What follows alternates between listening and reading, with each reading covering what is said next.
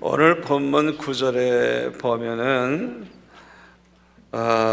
제자들이 변화산에서 본 것을 예수님께서 십자가에 못 박혀 죽으시고 사흘 만에 부활하신 그 이전까지는 아무에게도 그 변화산에서 본 걸 얘기하지 마라, 그렇게 주님이 말씀을 하셨습니다.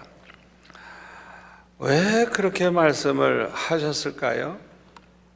변화산에서 세 제자가 본 것은 예수님이야말로 살아계신 하나님의 아들이시고, 예수님이야말로 이스라엘 백성들이 거대하던 메시아 그리스도이심을 아주 확증해 주는 그런 사건이었기 때문입니다. 그런데 만약에 이 변화산에서 본 것을 제자들이 사람들에게 그냥 흥분이 돼가지고 일어난 일을 만약에 이야기를 함으로써 많은 사람들에게 소문이 났다고 하면, 이 베드로와 비슷한 사람들이 얼마나 많겠어요. 그러니까 메시아를 어떻게 십자가에 못 박을 수가 있느냐고 아마 목숨 걸고 반대하는 사람들이 막 일어날 가능성이 있어요. 그러면 그것을 볼 땐 누가 기뻐하겠어요? 그건 하나님 기뻐하시는 일이 아니에요. 마귀가 좋아하는 일이에요. 왜? 하나님의 뜻은 예수님이 십자가에 못 박혀 죽으심으로써 하나님의 백성을 그들의 죄에서 구원하는 것이기 때문인 것입니다. 아멘. 그런데 이 하나님의 뜻을 모르고 예수님 십자가에 못 박혀 죽으시는 것을 방해한다든지 결사적으로 반대한다면 되겠어요? 그러면 하나님의 뜻을 거스르는 결과가 되죠. 그래서 예수님은 제자들이 변화산에서 본 것을 예수님이 고난받으시고 죽으신 이후에 다시 살아날 때까지는 말하지 말라고. 그 이후에는 말해도 되지만은 그전에는 말하지 말라고 말씀을 하신 것입니다. 우리 예수님은 일평생 철저하게 하나님의 뜻대로 사셨어요. 인간의 몸을 입으신 예수님, 우리 예수님은 전지전능하신 분이기 때문에 십자가에 못 박히기도 전에 십자가에 못 박혔을 때의 그 아픔을 다 미리 아시는 분이에요.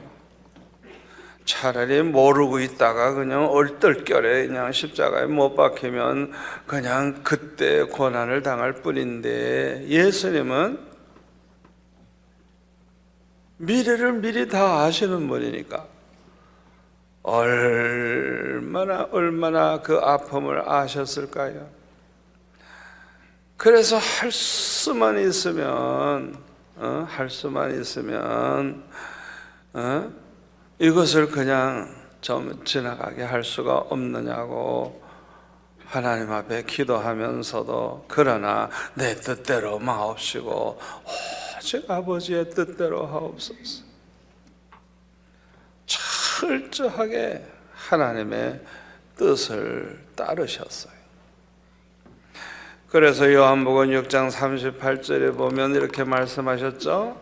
내가 하늘에서 내려온 것은 내 뜻을 행하려 함이 아니요 오직 나를 보내신 그 아버지 하나님의 뜻을 행하려 함이니라. 아멘. 우리 예수님이 이 세상에 오신 거는 예수님 뜻을 행하려 하러 온 게 아니래요. 아버지의 뜻, 아버지의 뜻이 뭐예요?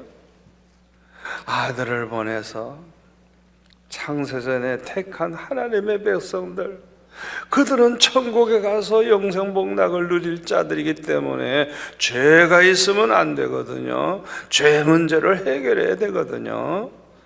그래서 그들의 죄에서 구원하기 위해서 독생자를 보내주셨거든요. 그 아버지의 뜻을 철저하게 우리 주님은 따르신 것입니다. 저와 여러분도 우리 예수님을 본받을 수 있기를 바랍니다.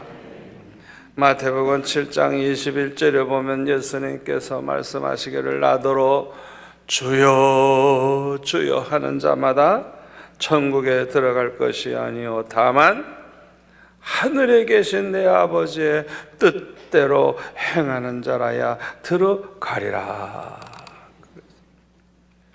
주여 주여 말 넣는 자라고 기도할 때는 주여 주여 하면서 제멋대로 사는 사람 얼마나 많아요.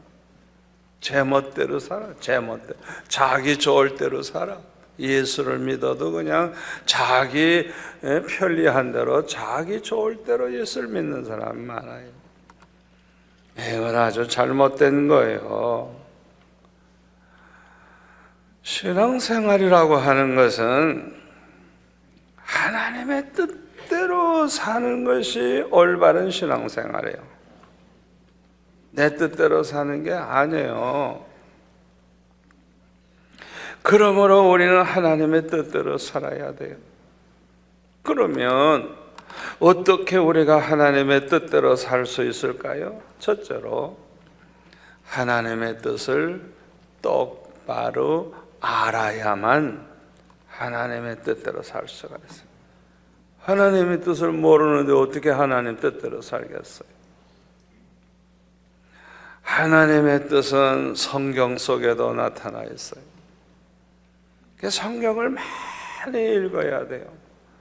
그리고 성령의 감동으로 된 말씀이기 때문에 깨닫지 못할 때가 많으니까 아버지 성령에 감동된 이 말씀 나에게도 그 성령이 오셔서 나를 감동하사 이 말씀을 똑바로 깨닫게 해주세요. 이 말씀을 통해서 하나님의 말씀을 깨달아야 돼요. 때로는 이 성경을 아무리 봐도 하나님의 뜻을 알 수가 없거든요. 그럼 어떻게 해요? 기도해야지. 기도해야지.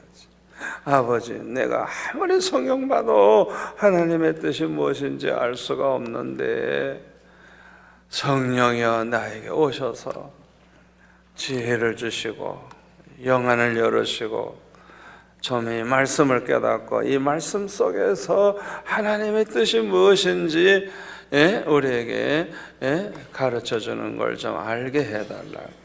기도해야 돼요.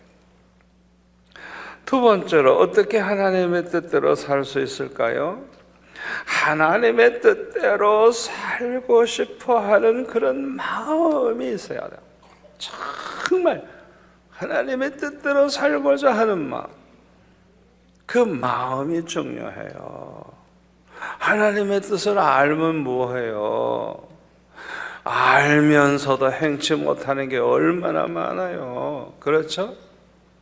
그렇기 때문에 내 마음 자체가 하나님의 뜻대로 살고자 하는 그런 마음, 불타는 마음, 평생 나는 하나님의 뜻대로 살기를 원합니다. 그냥 하나님의 뜻대로 살고자 하는 소원, 그런 간절한 마음이 있는 사람이라야 하나님의 뜻대로만 살 수가 있어요. 세 번째로는 하나님의 뜻대로 살 수 있는 믿음이 있어야 돼요. 믿음. 아멘.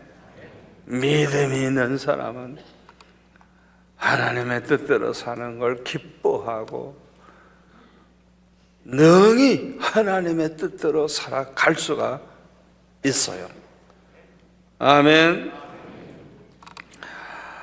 우리가 이렇게 하나님의 뜻대로 살게 되는 것은 내 스스로의 힘으로는 불가능합니다. 이것은 오직 성령 충만한 믿음을 가진 사람들만이 가능한 것입니다. 아멘. 저는 목사가 되려고 생각하는 그 순간에 내 모든 생각, 내 욕심, 내 계획 다 없어져 버렸어. 내가 목사가 되려고 생각하는 그 순간에 오직 주님만을 기쁘시게 해드리면서 살고자 하는 마음에서 전도를 하다가 발전해가지고 목사가 돼서 이 나라 백성을 구원하겠다고 하는 그런 마음을 가지게 됐는데, 내가 다 포기하고 주의 종으로 살려고 한다고 하면 제일 중요한 게 뭘까요? 주의 종에게 주님의 뜻대로 살아야 돼요. 주의 종이 주의 뜻대로 살지 않는 게 무슨 주의 종이에요? 아니에요. 그러니까 저는 그걸 깨닫고 항상 어렸을 때부터 기도하는 게 뭐냐 하면, 어떤 중요한 결정을 하려고 한다든지 뭘 시작하려고 할 때 하나님의 뜻을 물어요. 왜? 하나님의 뜻을 알아야 내가 하나님의 뜻대로 살 수 있잖아요. 그래서 저는 부목사로 있을 때 한번 교회를 옮기려고 생각도 안 했는데 옮기게 되는 그런 이제 양쪽에서 그냥 두 교회가 씨름을 하는 거예요. 그냥 막 싸우는 거예요. 날 뺏어가려고 막 싸워요. 그냥. 그러면 나는 어떻게 해요? 산에 올라갔어요. 그 음식하며 월요일부터 기도하는 거예요. 아버지, 나는 하나님의 뜻대로 사는 게 내 소원인데 이럴 때 어떻게 하면 좋습니까? 내가 옮겨야 됩니까? 그대로 있어야 됩니까? 말씀 좀 해주세요. 하나님이 이 모든 걸 하나님의 뜻대로 이루어 주세요. 아니, 나같이 이렇게 예쁜 기도를 하면 오냐 하고 그냥 빨리 응답을 해 주셔야 될 것 같은데, 이야, 배는 고파 죽겠는데 금요일 날이나 응답하시더라고요. 그러니까 그냥 날마다 같은 기도를 하는 거예요. 아버지, 나는 하나님 뜻대로 사는 게 소원이니까 하나님의 뜻이 무엇인지 좀 가르쳐 주세요 하면서 그냥 기도를 했는데, 금요일이나 응답을 해서 옮기라고 하시더라고요. 왜 그렇게 하셨을까요? 그렇게 하나님 기뻐하시는 기도를 했는데 왜 그렇게 오랫동안 기도하게 하셨을까요? 내가 마음으로는 원하고 알지만은 실제로는 나에게 아직 하나님의 뜻대로 살 수 있는 믿음이 부족하기 때문에 하나님께서 계속 금식 기도를 시키는 거예요. 더 기도하게 하고 더 기도하게 하고 더 기도하게 하고. 그래서 하나님의 뜻대로 살 수 있는 성령 충만한 믿음을 가지게 하기 위해서 하나님이 금요일까지 끄신 거예요. 그만큼 기도 분량을 채우게 하신 거예요. 아멘. 성령은 전지전능하신 하나님이십니다. 그래서 성령께서는 우리에게 하나님의 뜻을 똑바로 알게 해주실 뿐만 아니라 하나님의 뜻대로 살 수 있는 능력을 주십니다. 믿음을 주십니다. 아멘. 그래서 예수님께서는 제자들에게도 성령을 받아라 그렇게 말씀하신 거예요. 요한복음 20장 21절을 보면 예수께서 또 이르시되 너에게 평강이 있을지어다. 아버지께서 나를 보내신 것 같이 나도 너희를 보내노라. 이 말씀을 하시고 그들을 향하사 숨을 내쉬며 이르시되, 다 같이 성령을 받으라. 성령을 받으라. 부활하신 주님이 제자들에게 나타나가지고 너희들 성령 받아야 돼. 성령 받아야 돼. 내가 너희를, 아버지께서 나를 세상에 보내신 것처럼 내가 너희들을 보내노라. 그런데 성령 받아야 된다 이거예요. 네 힘으로는 감당 못한다 이거예요. 사도행전 1장 4절에도 보면은 예수님께서 승천하시기 전에 말씀하시기를 예루살렘을 떠나지 말고 내게서 들은 바 아버지께서 약속하신 것을 기다리라. 요한은 물로 세례를 베풀었으나 너희는 몇 날이 못되어 성령으로 세례를 받으리라 하셨느니라. 8절에 보면 오직 너에게 성령이 임하시며 너희가 권능을 받고 예루살렘과 온 유대와 사마리아 땅 끝까지 이르러 내 증인이 되리라. 누가 증인의 노릇을 할 수 있느냐? 성령 받은 사람이. 너에게 성령이 임하시면 권능이 임한다는 거예요. 아멘. 능력 있는 믿음, 능히 하나님의 뜻대로 살 수 있는 그런 능력 있는 믿음이 그에게 생겨나는 것입니다. 그런데 오늘 본문 10절에 보면 제자들이 갑자기 예수님에게 이런 질문을 해요. 그러면 어찌하여 서기관들이 엘리야가 먼저 와야 하리라 하나이까? 엘리야에 대한 질문을 합니다. 왜 이 질문을 했을까요? 메시아가 오기 전에 먼저 엘리야가 온다고 구약에 예언되어 있기 때문에 아주 궁금한 거예요. 예수님이 메시아라고 생각이 되는데, 아니 그렇다면 엘리야가 먼저 와야 되는데 그럼 엘리야가 누구냐 궁금해서 이렇게 질문을 하는 것입니다. 구약 성경 맨 끝에 보면 말라기 4장 5절 6절 마지막 부분입니다. 그냥 마지막에 대해서 거기 보면 거기에 엘리야를 예언하고 있어요. 보라, 여호와의 크고 두려운 날이 이르기 전에 내가 선지자 엘리야를 너에게 보내리니 그가 아버지의 마음을 자녀에게로 돌이키게 하고 자녀들의 마음을 그들의 아버지에게로 돌이키게 하리라. 돌이키지 아니하면 두렵건대 내가 와서 저주로 그 땅을 칠까 하노라 하시니라. 이것으로 구약 성경의 끝이 나죠. 그러니까 이 마지막 오실 메시아를 예언한 말씀이 구약 성경인데 이 구약의 마지막에 엘리야가 먼저 온다는 걸 예언을 하고 있어요. 그런데 누가복음 1장 13절 이하에 보면 그 예수님 태어날 때쯤에 그 사가랴 제사장이 이제 그렇게 대제사장이었는데 두뇌가 늙도록 자식이 없었어요. 그래서 항상 아들을 달라고 기도했는데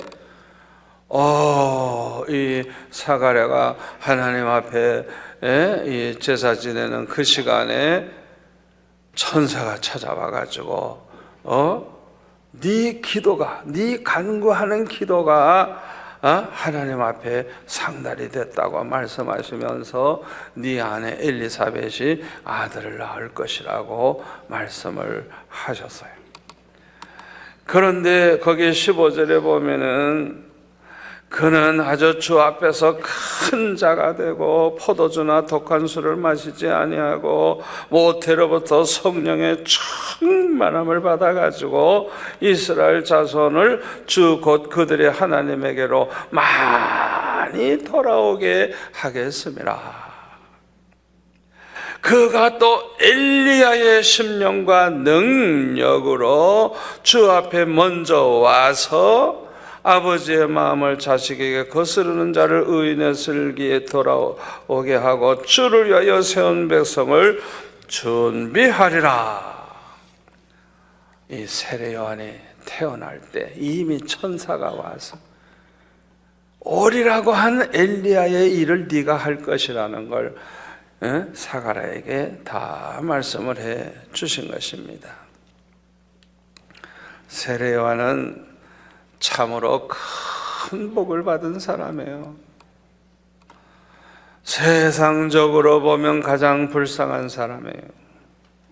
젊은 사람이 얼마 살아보지도 못하고 장가도 못 가보고 순교를 했으니까, 그것도 목배임을 받아 죽었으니까 얼마나 불행해요. 그러나 믿음의 눈으로 보면 가장 큰 복을 받은 사람입니다. 아멘. 세례 요한은요, 결혼을 하질 않았어요. 그래서 처자식 먹여 살리는 고생 안 했어요. 혼자 살았어요. 두 번째로는 자기를 위해서 살질 아니했어요. 자기를 위해서 하나도. 자기 자신을 위해서 살지 않았어요. 먹고 살기 위해서 노동하고 그러지 않았어요. 메뚜기와 석청 먹으면서 그냥 살았어요. 옷은 그저 약태 털옷으로 그냥 옷 만들어 입고 살고. 그리고 이 세례 요한은 오직 하나님이 맡겨주신 사명에만 충성을 했어요. 요한복음 1장 19절 이하에 보면은 이 세례 요한이 자기의 사명을 얼마나 충성했는가 알 수가 있습니다. 유대인들이 예루살렘에서 제사장들과 레위인들을 요한에게 보내가지고 이런 질문을 했어요. 네가 누구냐? 물을 때 요한이 이렇게 증언을 했습니다. 나는 그리스도가 아니라. 그러면 누구냐? 네가 엘리야냐? 아니라. 그러면 네가 선지자냐? 아니라. 그러면 도대체 네가 누구냐? 나는 23절에 보면 선지자 이사야의 말과 같이 주의 길을, 메시아 오시는 길을 곧게 하라고 광야에서 외치는 자의 소리로다 하니라. 그들은 바리새인들이 보낸 자라. 또 물어 이르되 내가 만일 그리스도도 아니고 엘리야도 아니고 그 선지자도 아닐진데 어찌하여 세례를 베푸느냐? 요한이 대답하되 나는 물로 세례를 베풀거니와 너희 가운데 너희가 알지 못하는 한 사람이 섰으니, 예수님 가리키는 거예요. 곧 내 뒤에 오시는 그이라. 나는 그의 신발끈을 풀기도 감당하지 못하겠노라.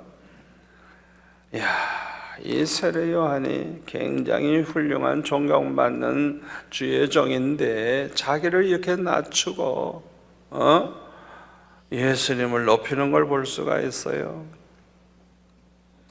29절에 보니까 이튿날 요한이 예수께서 자기에게 나오심을 보고 이르되 보라, 세상 죄를 지고 가는 하나님의 어린 양이로다. 내가 전에 말하기를 내 뒤에 오는 사람이 있는데 나보다 앞선 것은 그가 나보다 먼저 계심이라 한 것이 바로 이 사람을 가리킴이라. 나도 그를 알지 못하였으나 내가 와서 물로 세례를 베푸는 것은 그를 이스라엘에 나타내려 함이라 하니라. 요한이 또 증언하여 이르되 내가 봄에 성령이 비둘기같이 하늘로부터 내려와서 그의 위에 머물렀더라.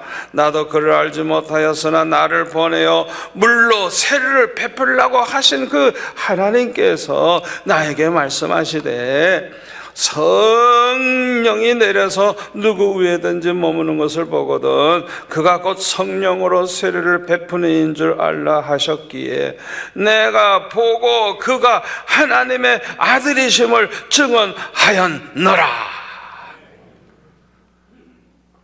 이 세례 요한이 자기의 사명을 이렇게 참 철저하게 다한 것을 볼 수가 있어요.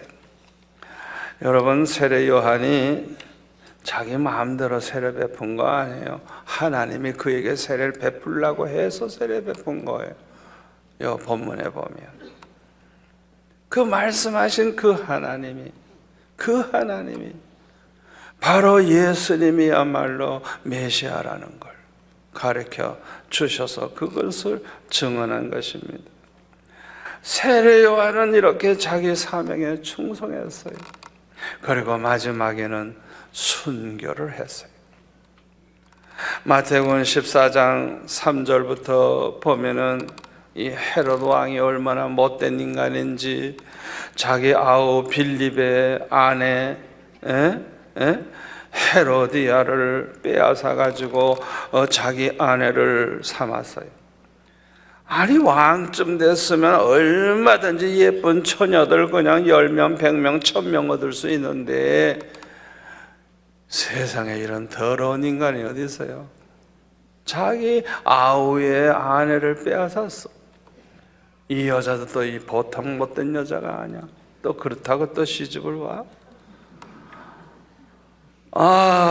그런데 아무도 이렇게 못된 비도덕적인 일을 해도 말을 못해, 왕이니까.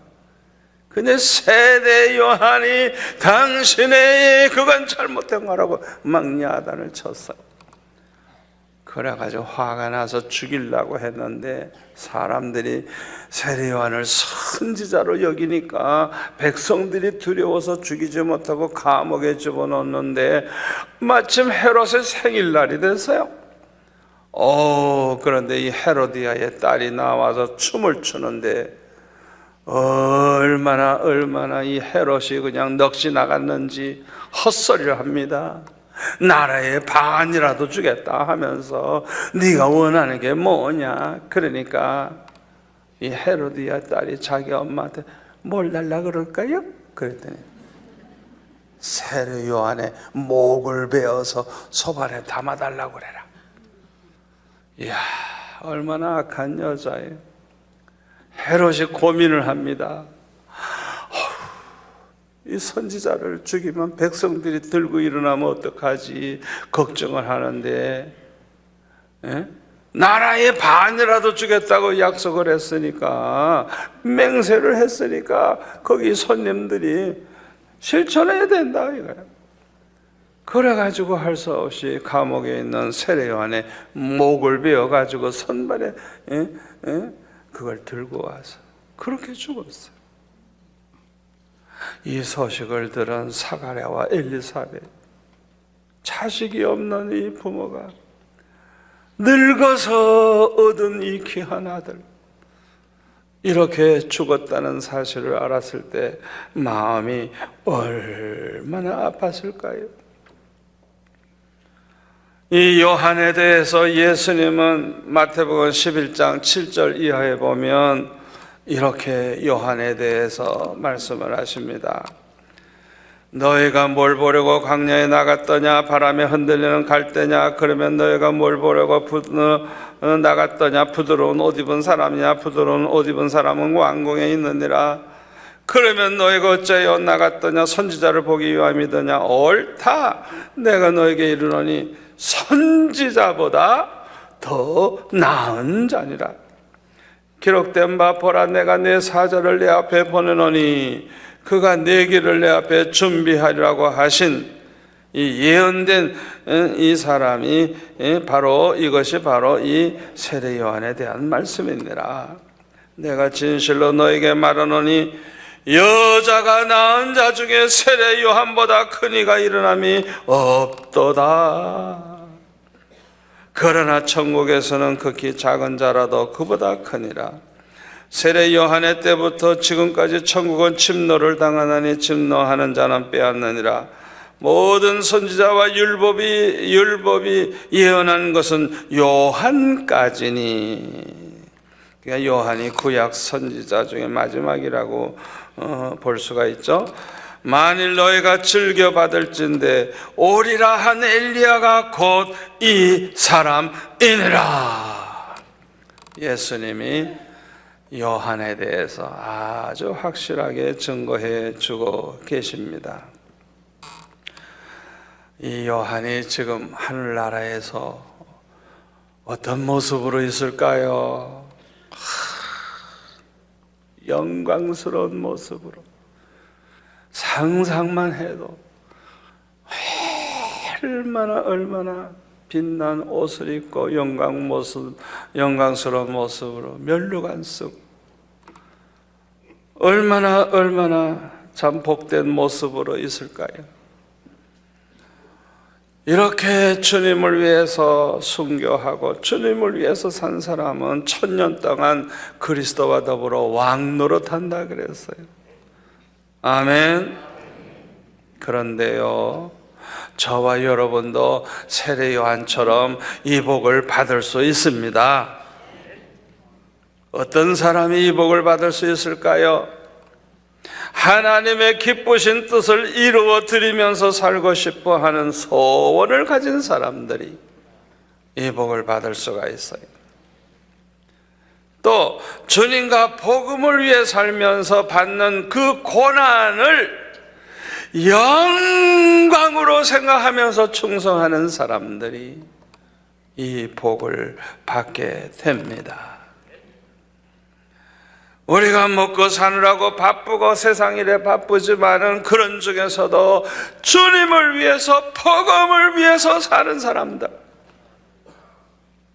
그러다가 보니까 얼마나 어려움도 당하고 얼마나 고난을 많이 당합니까? 그걸 괴로워하고 저주라고 생각하는 게 아니라 영광으로 생각하면서 기쁨으로 충성하는 사람들, 이런 사람들은 하나님의 동력자로서 천국에서 받을 상이 얼마나 큰지 몰라요. 로마서 8장 17절에 보면 자녀이면 또한 상속자고 하나님의 상속자여 그리스도와 함께한 상속자니 우리가 그와 함께 영광을 받기 위하여 고난도 함께 받아야 할 것이니라 생각하거든 현재의 고난은 장차 우리에게 나타날 영광과 좋게 비교할 수 없도다. 아멘. 아멘. 여러분 이 말씀을 그대로 믿습니까? 사도들은요, 이 비밀을 알았기 때문에요, 모두가 다 주님과 복음을 위해서 살다가 다 순교했어요. 하나도 빠지지 않고 다 순교했어요. 사도 바울 보세요. 세상을 배설물과 같이 여기고 오직 주님과 복음을 위해서 살다가 그렇게 많은 고통을 당하고 핍박을 당하면서도 항상 기뻐했어요. 왜? 장차 받을 영광이 얼마나 크다는 걸 알기 때문에. 그리고 순교했잖아요. 예수님은 우리가 어떻게 살아야 할지 우리에게 본을 보여주셨습니다. 베드로전서 2장 19절부터 화면에 나올 거예요. 보실까요? 부당하게 억울하게 고난을 받아도 하나님을 생각함으로, 누굴 생각해요? 하나님을 생각함으로 슬픔을 참으면 이는 아름다우나 죄가 있어 매를 맞고 참으면 무슨 칭찬이 있으리요. 그러나 선을 행함으로 가장 선한 건 뭔지 압니까?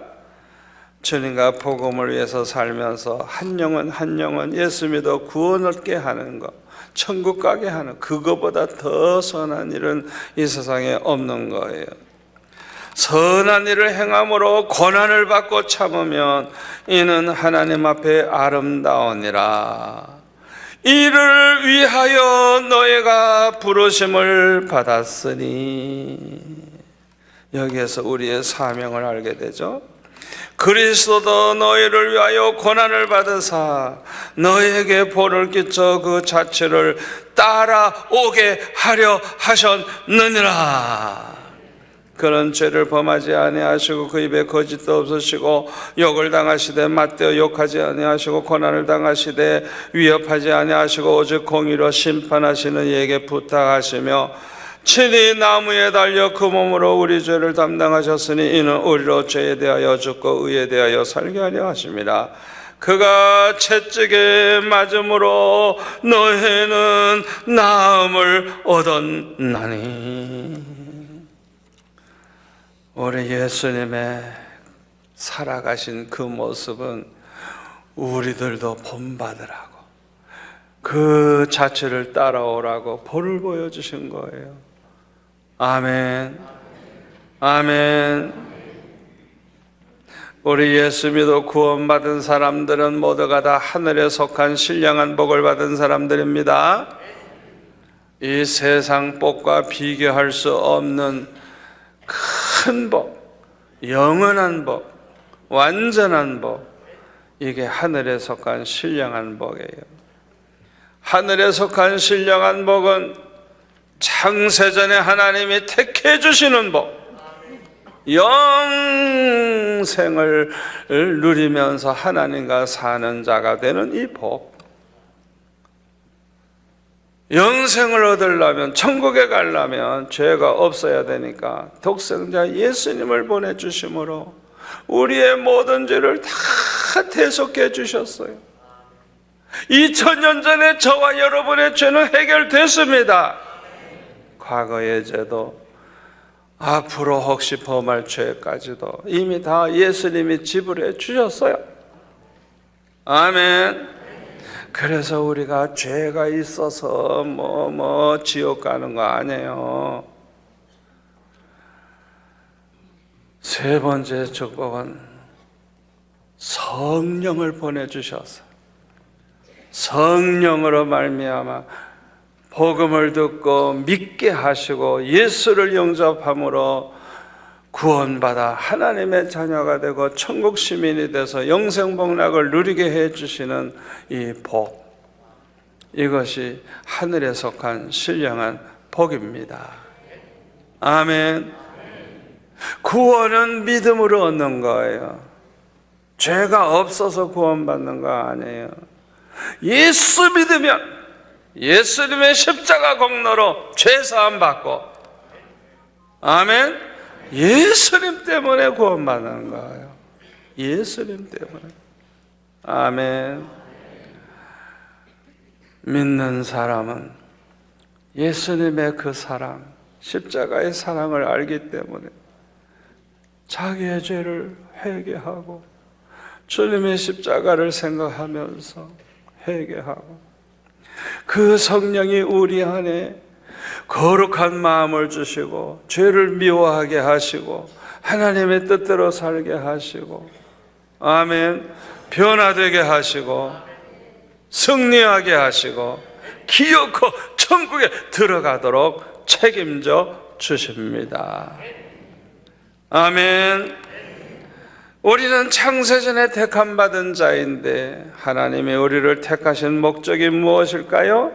이사야 43장 7절에 보면 하나님의 영광을 위해서 우리를 택하시고 만드셨다 그랬어요. 10절에 보니까 우리는 하나님의 종, 하나님의 증인으로 택함을 입었다 그랬어요. 그래서 우리는 뭘 먹든지 마시든지 무엇을 하든지 하나님의 영광을 위해서 살아야 돼요. 어떻게 사는 게 하나님께 영광 돌리는 겁니까?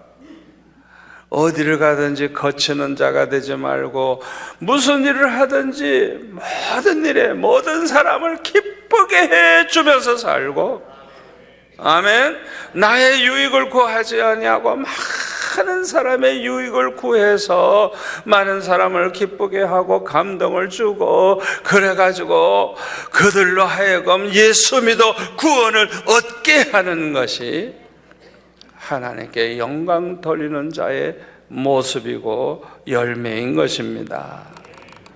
아멘. 저와 여러분이 하나님의 말씀대로 살고 하나님을 기쁘시게 해드리면서 살면 우리 하나님께서는 영광을 받으실 뿐만 아니라 우리가 구하는 것은 물론이고 생각만 해도 넘치게 해주시는 하나님을 날마다 체험하며 살게 될 줄로 믿습니다. 기도하겠습니다. 아버지 하나님 감사합니다. 오늘 주신 말씀이 평생의 복이 될 줄로 믿습니다. 성령이여 이 말씀이 항상 기억나게 하여 주셔서 이 말씀을 붙잡고 믿음으로 승리하며 살아가게 도와주옵소서. 예수님의 이름으로 기도하옵나이다. 아멘.